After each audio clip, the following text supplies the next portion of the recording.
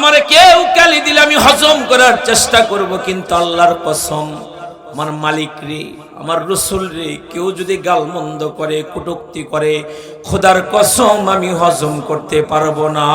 কথা বলেন ঠিক কি না আমার ভাইয়েরা? কারণ আমাদের বুকের মধ্যে আছে ঈমান, ঈমান, ঈমান। ঈমানদারের লিগে আল্লাহ তাআলা জান্নাত রেডি করে রাখছে বাবা। সূরা কাহফ আল্লাহ তাআলা বলে, ইন্নাল্লাযীনা আমানু ওয়া আমিলুস সলিহাতি কানাত লাহুম জান্নাতুল ফিরদাউসি নুজুলা।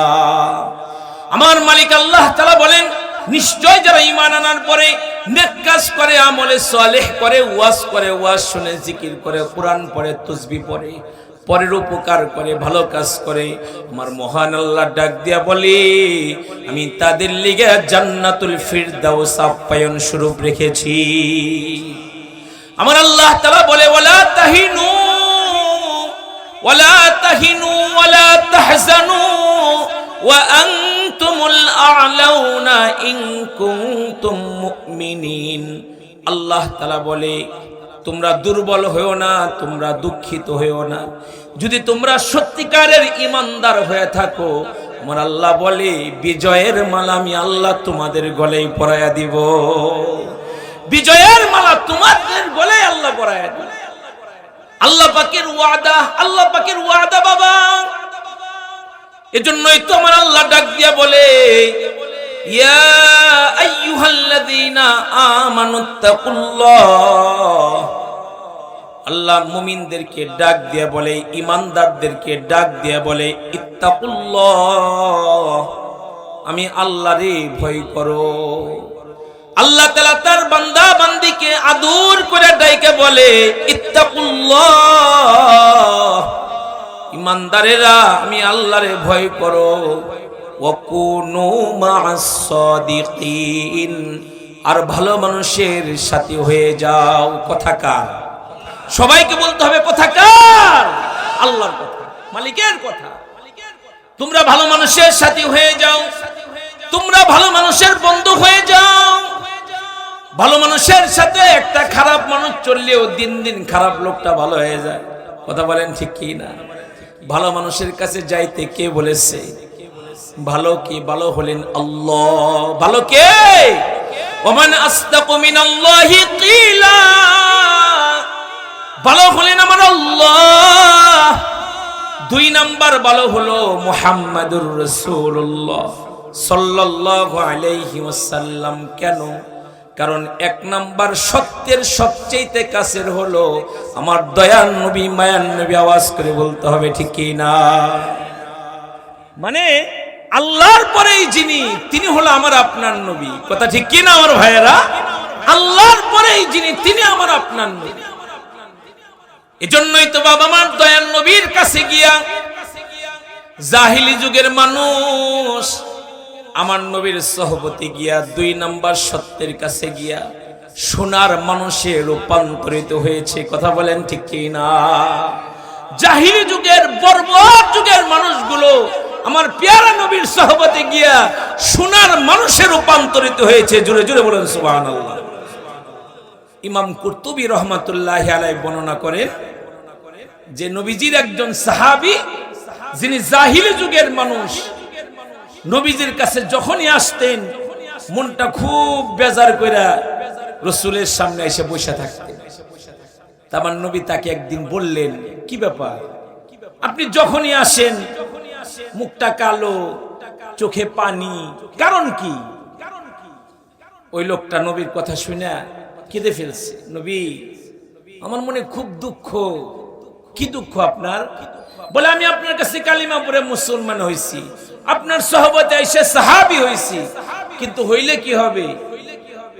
আমার আল্লাহ তো আমারে মাফ করবে না। নবী অবাক হয়ে বললেন, এটা কেমন কথা বলেন, আল্লাহ মাফ করবে না? বলে, আমি এমন মারাত্মক অপরাধ করেছি, আল্লাহ বলছে ওয়াকুনু মা'আস সাদিকিন, ভালো মানুষের কাছে যেতে। ভালো মানুষের কাছে আসছি, কিন্তু আমার মনের ভিতরে ডর, ভয়, আসলে কি হবে, আল্লাহ তো আমারে মাফ করবে না। ইমাম কুরতুবী রহমাতুল্লাহি আলাইহি বর্ণনা করতেছেন যে নবীজি তাকে বললেন, কি হয়েছে বলেন আমাকে, কি করছেন, এত অনুতপ্ত লজ্জিত? আরে নবীর সাহাবীরা অনুতপ্ত ছিলেন, লজ্জিত ছিলেন। বর্তমান সময়ের জাহেলরা অপরাধ করার পরেও অপরাধ যে করছে এটা নিজে বুঝতে চায় না। কথা বলেন ঠিক কি না? ভিতর থেকে ফতোয়া দেয় তোর এটা ভুল হয়েছে, কিন্তু ওরা মুখে মুখে ফেসবুকে ওরা বড় লোক, ওরা বড় মানুষ, ওরাই সত্য। আর দেশের আলেম ওলামা তাওহীদি জনতা ভুলের মধ্যে আছে। ওদের কথা এটাই বোঝা যায়। এত মানুষ মারলো, দেশের শ্রেষ্ঠ সন্তান হযরত উলামায়ে কেরামকে জেলখানায় নিয়ে বলল, মানিব্যাগ চুরির মামলা দিল, এত অপরাধ করলো যে শয়তানে হাসলো ওদের শয়তানি দেখে, তারপরে অনুতপ্ত হয় না। আছে না নাই? জুড়ে বলেন আছে না নাই? কিছু আছে শাহজালালের ভূমিতে, আর কিছু আছে দাদার দেশে, অনুতপ্ত হয় না এই বেহায়াগুলো। আমার ভাইরা, নবীর সাহাবী অনুতপ্ত, লজ্জিত। সরকারে দু আলম নবী বলেন আপনার কি হয়েছে? ইমাম কুরতুবী বর্ণনা করেন, সাহাবী কাঁদে আর বলে, নবী গো, আমি জাহিলি যুগের মানুষ, আমি একটা গোত্রের সর্দার ছিলাম, নেতা ছিলাম, আমার একটা জিম্মাদারি ছিল।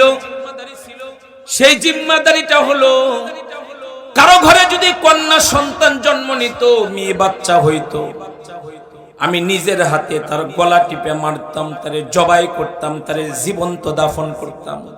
এটা আমার কাজ ছিল। জাহিলি যুগের মানুষের ঘরে কন্যা সন্তান হইলে এটাকে অপমানজনক মনে করত, এটাকে মাইরা ফেলতো। অথচ আমার হুজুর বলেন, যার একটা মেয়ে তার একটা জান্নাত, যার দুইটা মেয়ে তার দুইটা জান্নাত, যার তিনটা মেয়ে তার তিনটা জান্নাত। আমার ভাইরা, আমার বাবাজিরা, সাহাবী কান্দার বলে, নবী গো, এক সময় আমার আল্লাহ আমার ঘরে একটা কন্যা সন্তান দান করে, দেখতে অনেকটা আমার মতো, এটাকেও আমি মারবো। কিন্তু আমার বিবি আমার পা দুইটা জড়ায় ধরে বলে, মাইরো না, দোহাই লাগে, মাইরো না। তোমার কি একটু মায়া লাগে না? দেখো না, মেয়েটা তোমার মতো হইছে, ওর চোখগুলো তোমার মতো, ওর হাতের আঙ্গুলগুলো তোমার মতো, ওর ভুরু গুলাও তোমার মতো। মেয়েরা বাবার মতো হয় অনেকটা, আওয়াজ করে বলতে হবে ঠিক কি না? মেয়েরা মা বাবার বড় দরদি হয়, আব্বার বড় পেয়ারা হয়, আব্বার প্রতি খুব মায়া মেয়েদের। আমার ভাইরা, আমার বাবাজিরা, সাহাবী কান্দে আর বলে, নবী গো, বিবি জোর সুপারিশ করলো, মাইরো না, আল্লাহ দোহাই লাগে, মাইরো না। সাহাবী বলে, আমার মনটা নরম হইল, আমি মারলাম না, ঘরে রাইখা দিলাম। আমার ঘরটাকে আমার মেয়েটা আলোকিত করে রাখে। মেয়েটা বড় হয়ে গেল। বড় হয়ে যাওয়ার পরে সে অনেক সুন্দরী ছিল, এজন্য চতুর্দিক থেকে বিয়ের পয়গাম আসা শুরু হইল, বিয়ের প্রস্তাব আসা শুরু হইল। আমি সিদ্ধান্ত নিতে পারতেছিলাম না, কি করব, কি করব, কি করব। একে বিয়ে দিব নাকি ঘরে রাইখা দিব, কি করব? ওগো নবী, ঘুমাইতে পারি না, খাবার খাইতে পারি না টেনশনে। নবী গো, শয়তান আমার মাথার উপরে আইসা চাইপে বসলো, শয়তান আমার মাথায় ভর করলো। আমি আমার বিবিকে ডাক দিয়ে বললাম, বিবি রে, মেয়েটাকে সাজায়া দাও, অলংকার পরায়া দাও, আমি আমার বংশের অমুক অমুক আত্মীয়র বাড়িতে তার একটু বেড়াতে নিয়ে যাব। আমার বেগম তো দারুণ খুশি, মেয়েকে গোসল করায়া দিল, মেয়েকে অলংকার পরায়া দিল, নতুন কাপড় পরায়া দিল।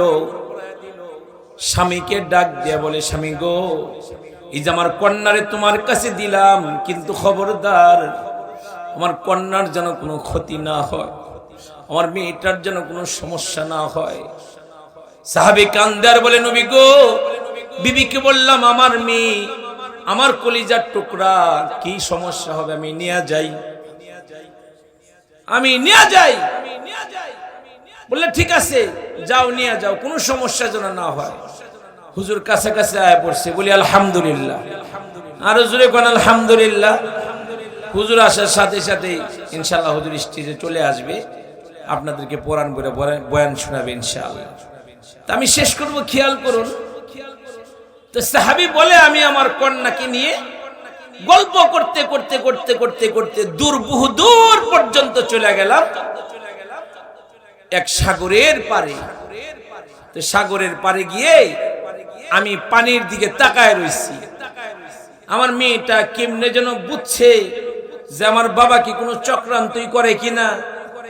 তো মেয়েটা একটু বড়, আব্বারে বলে, আব্বা আপনি না আমার আব্বা লাগে, ও আমার বাবা, আপনি কিন্তু আবার আমাকে পানিতে ফেলে দিয়েন না বাবা, আপনি আমার আব্বা, আপনি কিন্তু আবার আমাকে পানিতে ফেলে দিয়েন না আব্বা। সাহাবী বলে, তার ডাক শুই না বড় মায়া লাগলো। আমি পানির দিক থেকে আমার নজরটাকে সরায় ফেললাম। শয়তান আমার মাথার উপরে আবার চেপে বসলো। নবী গো, কন্যাকে ডাক দিয়ে বললাম, মারে দেখ না পানির মধ্যে কি যেন দেখা যায়। মেয়েটা সরল মনে আবেগ নিয়ে বাপরে ডাক দিয়ে বলে, আব্বারে কই পানির মধ্যে কি দেখা যায়? সাহাবী বলে, আমার জল্লাতের হাত আমার মেয়ের ঘরের মধ্যে উঠে গেল। জল্লাদের মতো কন্যাটাকে একটা ধাক্কা দিয়ে পানির মধ্যে ফেলে দিলাম। গলা কাটা মুরগির মতো মেয়েটা পানির মধ্যে ছটফট ছটফট করতেছিল আর আমাকে আব্বা আব্বা বলে ডাকতেছিল। নবী গো, আজও সেই আওয়াজ আমার কানে আসে। নবীজি অঝরে এই কথাগুলো শুনে কান্না করতে লাগলো আর বলতে লাগলো, জাহিলি যুগের কোন অপরাধের কারণে যদি কাউকে শাস্তি দেওয়ার বিধান ইসলাম দিত, আমি নবী দাঁড়িয়ে থেকে অপরাধের কারণে তোমারে শাস্তি দিতাম। ও আমার বাব্বায়েরা, নবীর এমন এক সাহাবীও তো ছিল যে আল্লাহ যে বলছে, কোন মাসাদিকিন, তোমরা ভালো লোকের কাছে যাও। তো তারাও নবীজির কাছে এসেছিল, এসে হাজারো অপরাধী হওয়ার পরেও আল্লাহ তাআলা তাদেরকে মাগফিরাত দিয়ে দিয়েছে। সুবহানাল্লাহ বলেন না। এক সাহাবী তো নবীর কাছে এসে বলে, নবী আমি জাহিলি যুগের মানুষ, আমি একটা দুইটা না, আমি আমার নিজের 8টা কন্যা সন্তানকে জীবন্ত দাফন করছি। নাউজুবিল্লাহ। একজন সাহাবী তারে জিজ্ঞাসা, এতগুলো মানুষ যে মারলেন, এতগুলো নিজের বাচ্চাকে যে মারলেন, আপনার কি মায়া লাগে না? সাহাবী কান্দে আর বলে, একটা লেগা খুব মায়া লাগতেছিল। কয় গর্ত করছি, মেয়েটাকে গর্তের মধ্যে ফেলাইছি, মেয়েটা বুক পর্যন্ত গর্তের মধ্যে পড়ে গেছে। আমি যখন তাকে চাপা মাটিয়ে দিতেছিলাম, আমার মেয়েটা আমার দাড়িগুলোর মধ্যে মাটি লাগতেছিল, ধুলা লাগতেছিল। আমার মেয়েটা তার হাত দিয়ে গর্তের মধ্যে থেকেও হাত দিয়ে আমার দাড়িগুলো ঝেড়ে দিতেছিল আর বলতেছিল, আব্বা আপনার দাড়ির মধ্যে ময়লা লাগতেছে গো আব্বা। মেয়েটা এরকম করে বলতেছিল, তখন তার লেগে বড় মায়া লাগতেছিল। কিন্তু কি করব, জাহিলি যুগের রীতিনীতি আমি আমার কন্যাকে দাফন করে ফেলছিলাম। কেউ বলেছে আর কারো জন্য কি মায়া লাগে নাই? সাহাবী কান্দে, আর একটার লেগে খুব মায়া লাগছে। বিবিকে প্রেগনেন্ট অবস্থায় রেখে বিদেশের বাড়িতে গিয়েছিলাম।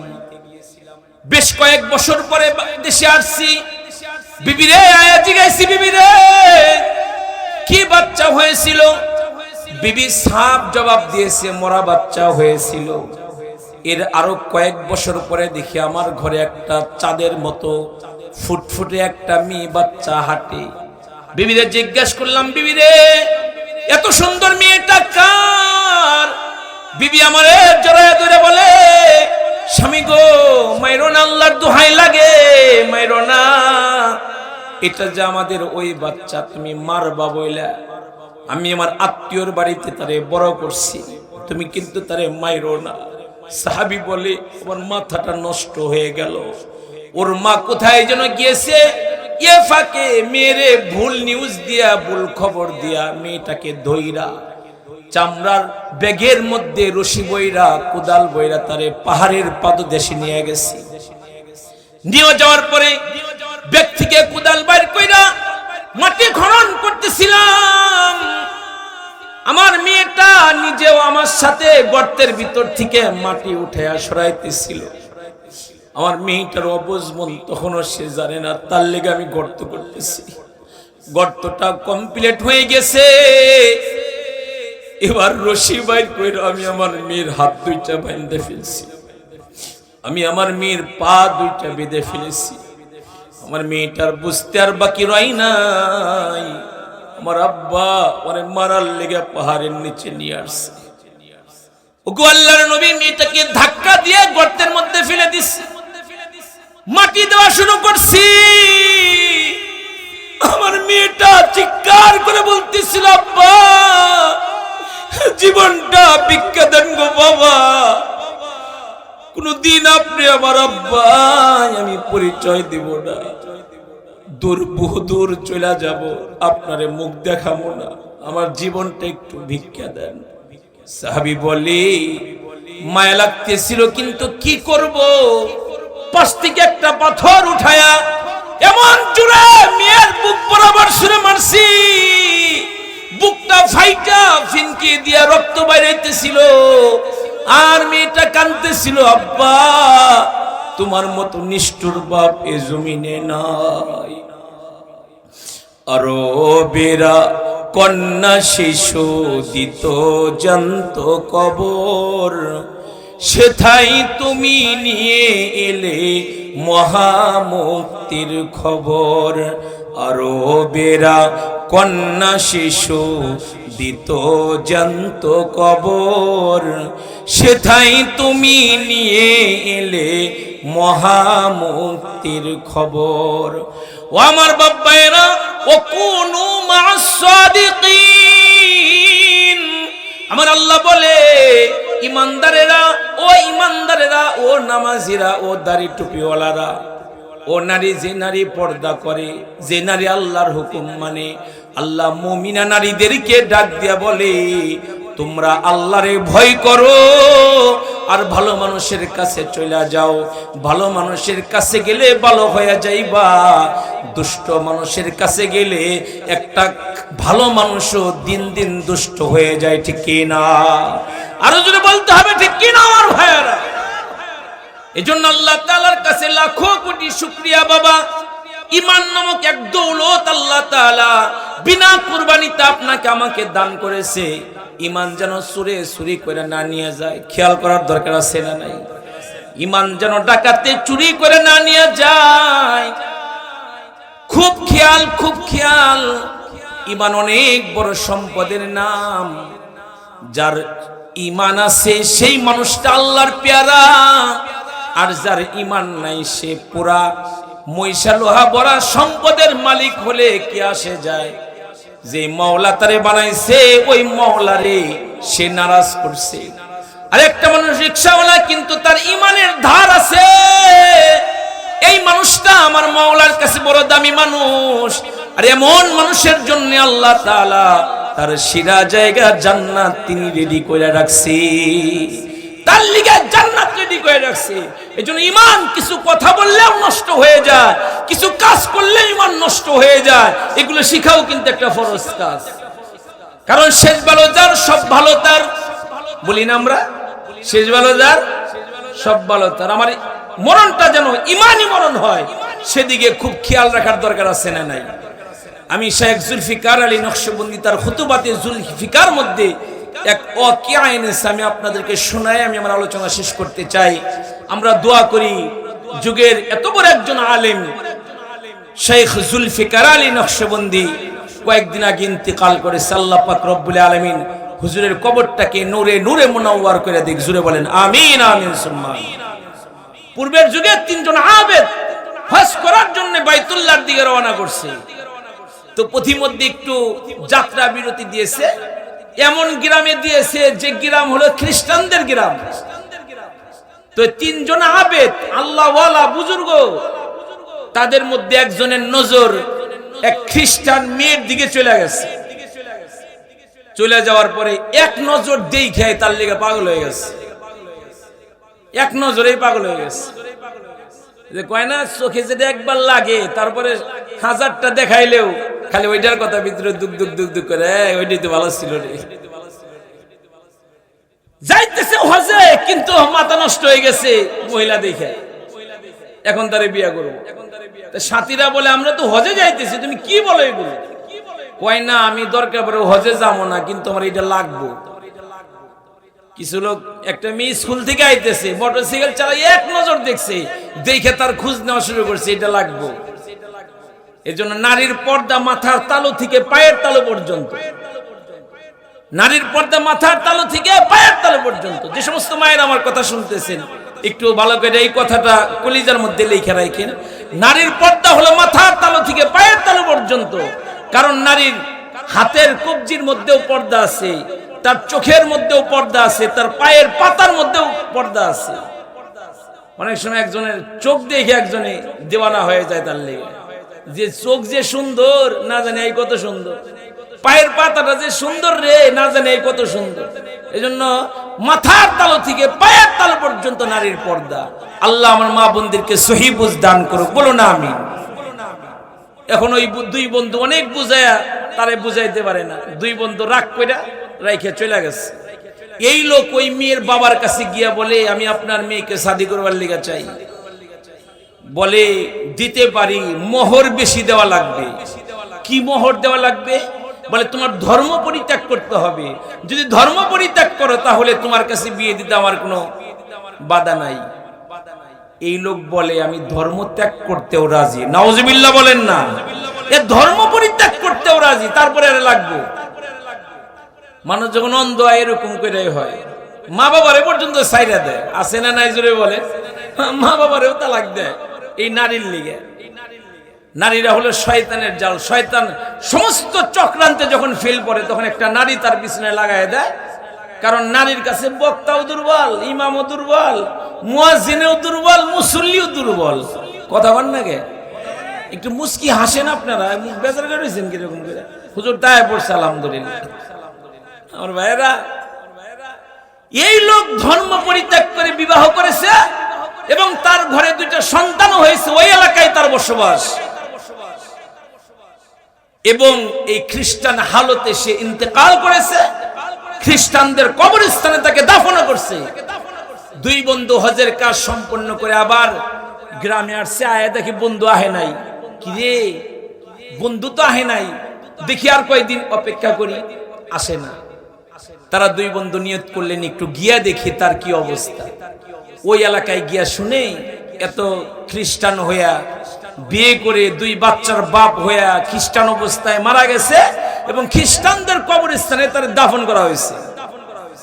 দুই বন্ধু খুব কান্না করলো, চিন্তা করলো দূর থেকে একটু কবরটা দেখে যায়, কমাস মায়া, বন্ধু, ভালোবাসার মানুষ। তো দূর থেকে দেখতেছে আর কাঁদতেছে।